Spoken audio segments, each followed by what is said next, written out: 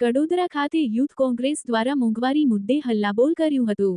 તેલના ડબ્બા અને ગેસ સિલિન્ડર સાથે રોડ પર ઉતરી મહિલાઓ રસ્તો જામ કર્યો હતો।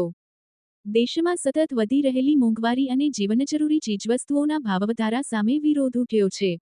ત્યારે સુરત જિલ્લાના કડોદરા ખાતે કોંગ્રેસ સમિતિ દ્વારા યુથ કોંગ્રેસ નગર કોંગ્રેસ સાથે મળી ઉગ્ર વિરોધ પ્રદર્શન કરવામાં આવ્યું હતું।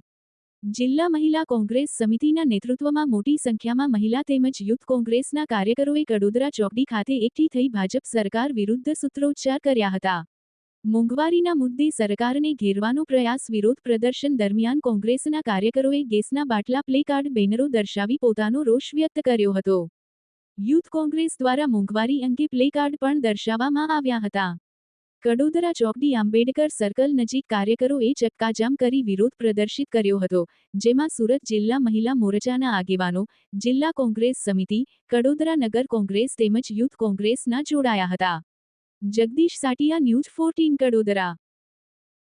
જે રીતે દેશમાં નરેન્દ્ર મોદીની તાનાશાહી સરકાર ચાલે છે અને ગુજરાતમાં પણ છેલ્લા 30 વર્ષથી ભાજપની સરકાર ચાલે છે, પરંતુ લોકોના જે પ્રાણ પ્રશ્ન છે, મોંઘવારી છે, બેરોજગારી, પેટ્રોલ ડીઝલના વધતા ભાવો અને એ ઓછું હોય તેમ જે રોજબરોજનું સતત ગરીબ માણસ હોય, પૈસાવાળો હોય, પણ રોજબરોજનું એ જરૂરિયાત છે ગેસ। કોંગ્રેસની સરકારમાં 350 રૂપિયાનો બોટલ મળતી હતી, તો ભાજપના લોકો ગેસના બાટલા લઈને રોડ પર આવતા હતા, પરંતુ છેલ્લા આ એક મહિનામાં 1100 રૂપિયા ગેસની આ બોટલની કિંમત થઈ છે અને જે કાળા બજાર કરે છે એ 5000 રૂપિયા 6000 રૂપિયા બોટલના લે છે।